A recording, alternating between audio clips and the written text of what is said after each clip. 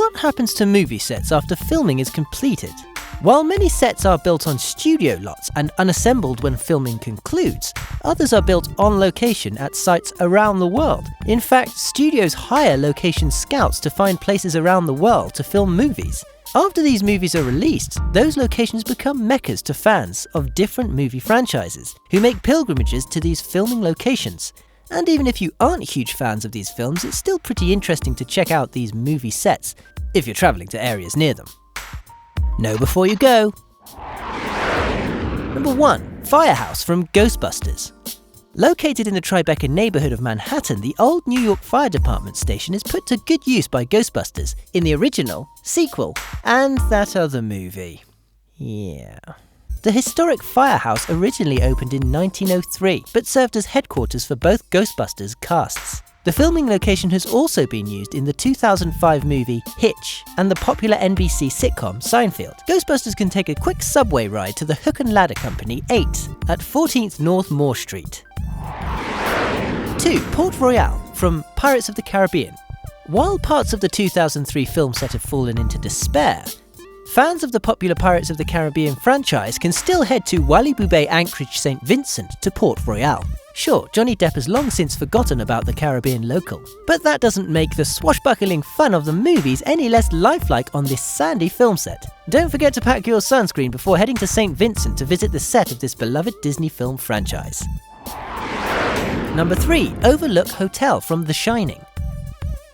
The bone-chilling horror directed by Stanley Kubrick, based on the novel by Stephen King, used the exteriors of the Timberline Lodge located at Mount Hood in Oregon. While the interior scenes from The Shining were filmed at Elstree Studios in London, England, the Timberline Lodge was used for the exterior shots of the possessed property. At 5,960 feet above sea level, horror fans and skiers alike can enjoy the mountain's beauty from The Shining's exterior set today.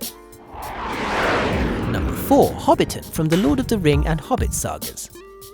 Fans of Peter Jackson's films need only to save up for some vacation days so that they can enjoy the journey all the way to Matamata, New Zealand. Once there, individuals find themselves lost in the imaginary world Jackson created to use in his retelling of the beloved J.R.R. Tolkien books.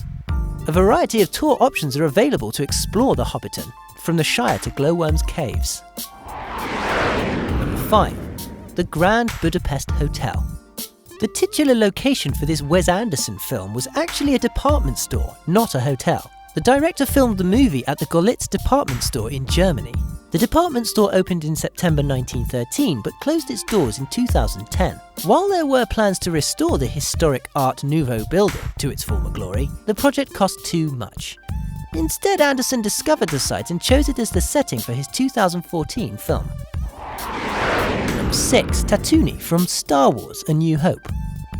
Set in the deserts of Tunisia, Tatooine is a desolate planet of galaxy's outer rim territories.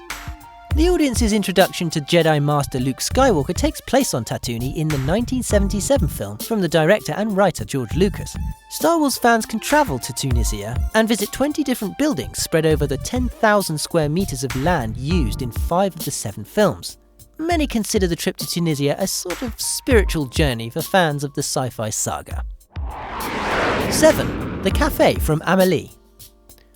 La Café des Deux Moulins, which translates to the Café of Two Windmills, located in the Montmartre neighbourhood of Paris, has been a part of the city's rich culture since the beginning of the 20th century. It didn't gain international popularity until the 2001 movie Amélie was released. Now the café attracts visitors from all around the world.